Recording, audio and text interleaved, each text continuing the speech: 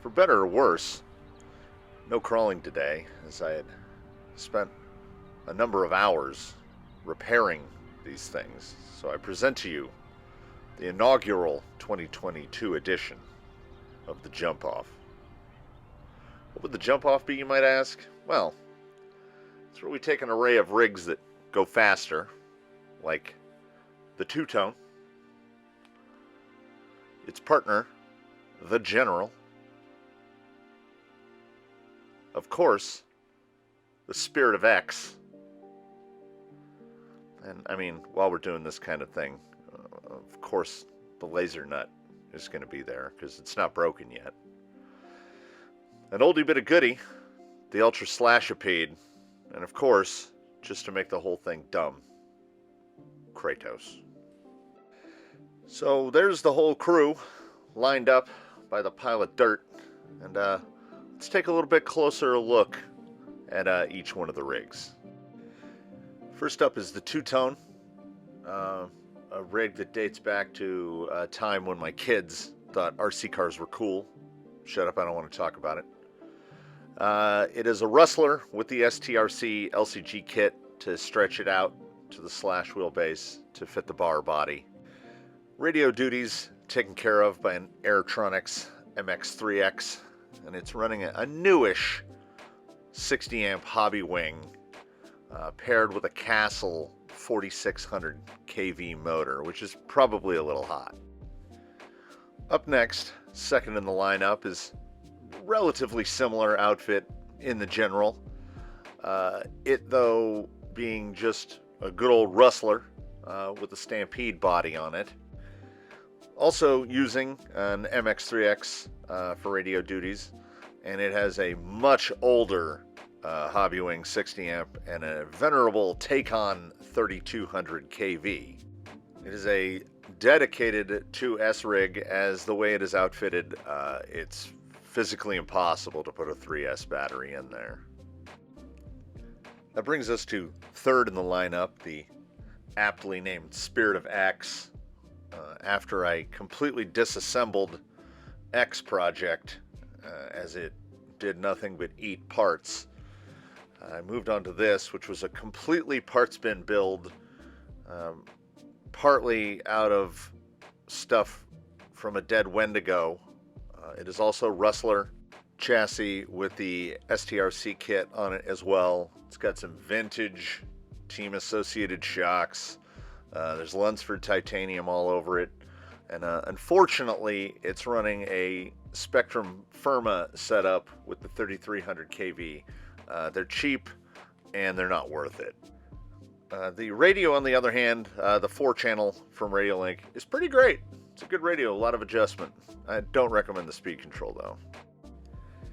That brings us to fourth in the lineup, the LASERNUT. No sense in renaming it. It's already a LASERNUT. The breakdown on the build on this one is it's a LASERNUT. Like, you can only buy them RTR. This is how they are. So it's got the stock radio, it's got stock everything except the servo, and the motor has been replaced with a Turnigy 1900 kV long can. That's about it. It's a LASERNUT. That brings us to our penultimate entrant, the Ultra SLASHIPEDE, what began as a thought experiment and a dig through some parts bins. It's the original high center of gravity slash chassis with the STRC kit put on it to stretch the wheelbase out to about 15.5 inches. It's then got 23mm hex adapters to run vintage wheels from an Associated Monster GT. And speaking of Associated, it fits the body from an SC8. There's another MX3X, and this one's running a Mamba Max Pro with a massive Turnigy 4076 2000 kV on 3S. Lastly, but certainly not leastly, it's the Arma Kraton that is KRATOS. Kratons are money pits because they're dumb. I mean, in essence, it's an Arma Kraton. It doesn't have a tremendous amount of customization performed on it. But don't be fooled. I mean, there's RPM all over the place. There's hot racing all over the place. It's got some stuff to try to keep it in one piece. Oh, perhaps most importantly, it's got the wheels off of the Notorious? Whatever the smaller backflippy one is, it's got the smaller wheels. That's what the tires are called, backflips. Anyway, it's got a Hobbywing Max 6 and a Rocket 4092 1420 kV. It is, of course, running on 6S, and that is a FlySky GT5 hiding out in the back. So those are the competitors. Let's get on to event 1 and see how many lawn darts we can make in the 5 jump. What is the 5 jump? You make a jump, we throw one of these cones down, then I walk it back with the little walkie tape measure to the lip of the ramp, and then we take the total of all 5 jumps, we add them together. 5 jump. So first up was the first to be described, good old two-tone. Driving a lot of crawlers and building a lot of crawlers, I forget that things like this, yeah, they don't weigh anything. I think even with the accoutrements and the bits and bobs, I think two-tone is 3 pounds, maybe a little bit over 3 pounds. So that 4600 kV on 2S is zippy. Perhaps a little too zippy, because even under these conditions, it was really tough to find traction.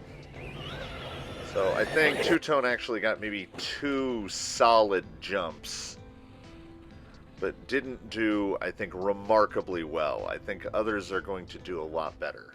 Two-tone ends with a long jump of 21 feet 2 inches and a total of 78 feet 2 inches. No dilly-dallying, right into competitor number 2, the General, who's got the shortest wheelbase of anybody out there and is even lighter than two-tone. He is running some pretty heavy gear in terms of shocks. So with his lightweight and those unknown tires, for the life of me I can't remember what those tires are or where they came from, he can get up there. There's only 2 4-wheel drives in here, the LASERNUT and obviously the Kraton. So these guys, the 2-wheel drive boys, they got to work a little harder. Like, as you can see right here, if you get on the throttle a little too early entering the jump, it's not going to be great. But the General, he makes the most of what he's got. There's a pretty good grouping on the jumps, one little flyer off there to the side. General wraps up his 5 jump with a 23 foot 1 inch long and a total of 105 feet 6 inches. Which brings us to the third runner, SPIRITOFX, another bar-bodied two-tone, and SPIRITOFX very similar from the outside. The steering was all over the place during 5 jump because when I repaired the receiver to that RadioLink radio, it turned the gyro on. So I don't know if that hurt the performance too much. I think it was lack of traction more than anything, but his grouping of jumps were quite good, and he blew through them in a hurry. But SPIRITOFX ends his 5 jump with a long of just 19 foot 8 inches and a total of 91 feet 10 inches. That brings us to next to last in the 5 jump. Wait, no, next to last in the 5 jump, the LASERNUT. I was hoping that the LASERNUT would grow on me, but I kind of don't feel like it is. Like it's unremarkable. The more I drive it, the more I just want to put 4S on it. Parts be damned. Because, like, I honestly don't know how I haven't broken it yet. Like, it is lawn darty. At times it can be fun to drive, but the amount of heat coming off of that motor is just consistently alarming. Like the motor in the Kraton will hit about 125, and the motor in the LaserNut will hit 170. But he's done and he did it, and he had a long of 26 foot even and a total of 121 feet 5 inches. I mean, that's essentially what all-wheel drive will do for you. So for just a few moments, we get to move back to two-wheel drive with the Ultra SLASHIPEDE, which is just an absolute hoot to drive. I mean, that thing never wants to keep all four wheels on the ground at any given time. It's got some real lift. As I mentioned, those tires are quite old. Some of the sidewalls actually have holes in them, and you can see the foam. I probably have some other options of tires I could switch to, but it's just fun. Like, it's the right amount of non-grip. And it doesn't jump super far. I think at this point, enough sun had broken through that you might notice there's more dust coming off of Ultra SLASHIPEDE than off of anyone else. So I think he definitely got hurt by conditions, because he managed a long of just 15 foot 9, and his total was only 68 feet 11, which is, well, bad. And that brings us to the last competitor in 5 jump. I mean, this is a Kraton, so I'm almost certain the camera is not far enough back. Nope, it's definitely not. Like, what Kratons do is jump out of camera. So I moved the camera back, and I didn't move it back far enough. So I moved it back yet again. It's still not far enough. So I put the camera up in the rock crawler course and managed to keep the whole jump in frame. Look how small everybody looks at it. They're like little ants over there. And I wasn't full throttling it because of reasons like that. Like, there's such a thing as jumping too far where that jump is located. I mean, it's not a problem for anyone else, because Kratos did a 36 foot 10 long, and his 5 jumps combined for 177 feet 7 inches, which is, I mean, yes, success, so it's not competitive. He beat the second closest long by 10 feet, and he almost tripled last place. But needless to say, that will move us on to event 2, and this is the head-to-head. There are 3-minute rounds. Competitors get unlimited attempts, and it is the combined total of the best 2 jumps. Session 1 is two-tone versus the Ultra SLASHIPEDE, because in their competitive jumps, they were close, and the track got, the approach and ramp got wetted down, which really helped, well, everyone. But specifically the two-wheel drive boys, they were getting much better hookup coming out of the corner to the ramp, and quite a bit more airtime.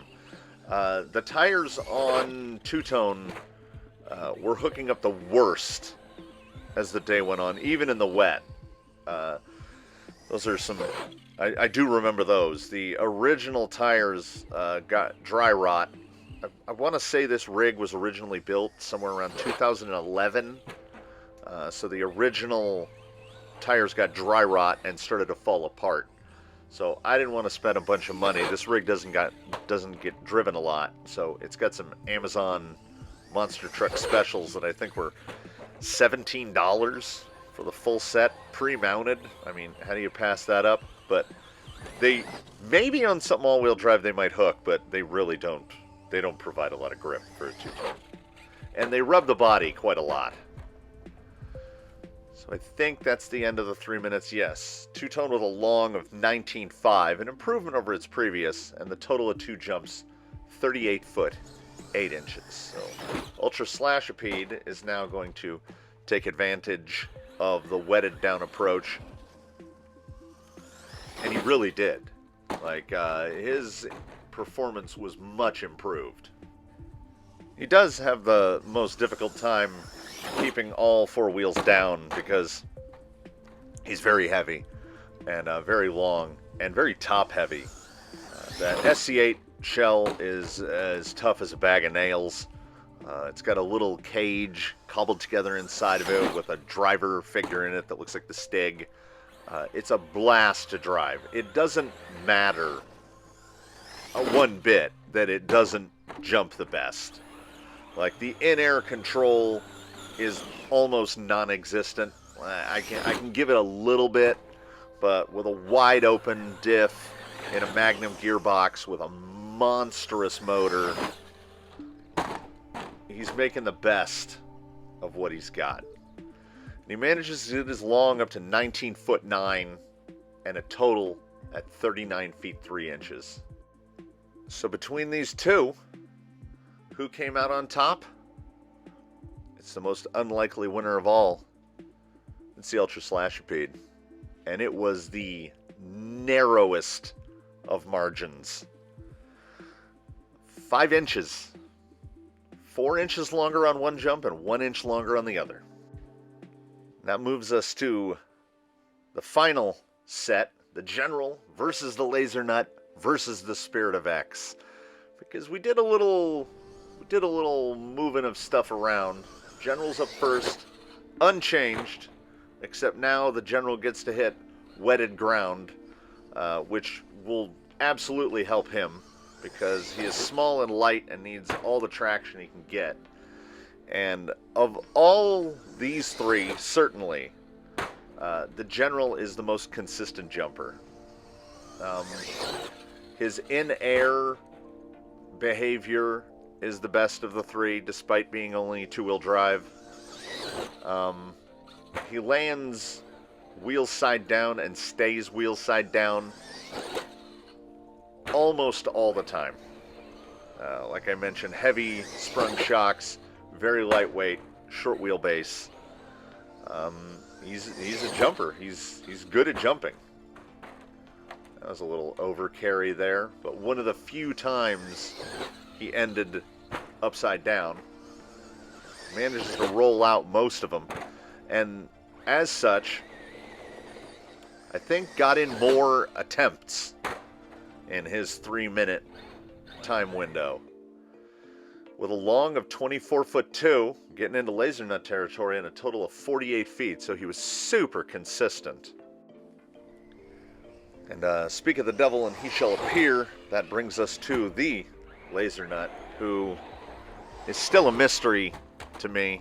I kept him in here in the edit because it was the only rig that I managed to miss the jump. Like, that was a near miss, but I missed the jump more than once. The front end has gotten so wallowy now that trying to keep this thing in a straight line is a challenge. Trying to get it to land correctly is getting to be more of a challenge. I don't know if it's a balance issue. Full disclosure, I didn't change anything. You know, I ran it in the last video and nearly broke it, and then just brought it out here again. I didn't mess with the springs, the tires, the tie rods in the front, nothing. Just came back out. Because the other guys got, like, battery plugs changed and stuff to bring them up to spec, but that was about it. Like, they just came out and ran, so he got to come out and run too. Nobody else got big parts changed. They just made sure they were running. And, I lawn darted it so many times. With a long of 25.11 and a total of 50 feet 5 inches.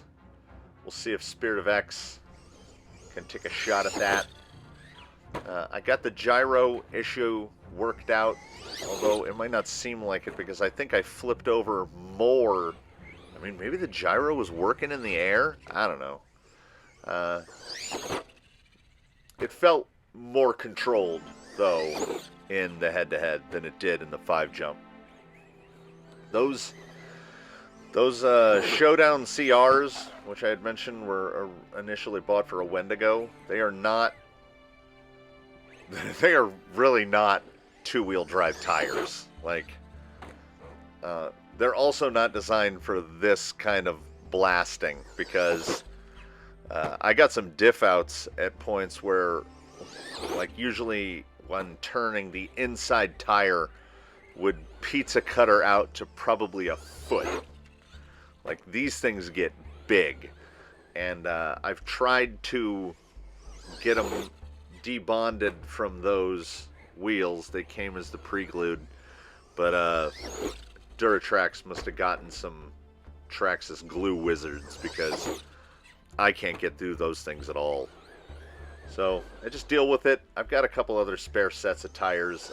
They'll probably be getting changed to something else. I like the diameter, but I don't really like the overall behavior of them.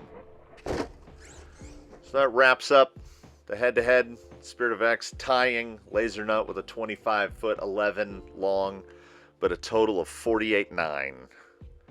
So he just falls short. So if you've been paying attention, the winner in that one is, of course, the LASERNUT. But I mean, on paper. So, like, let's look at the paper. LASERNUT and SPIRITOFX hit the same long. The General was a foot and a half behind.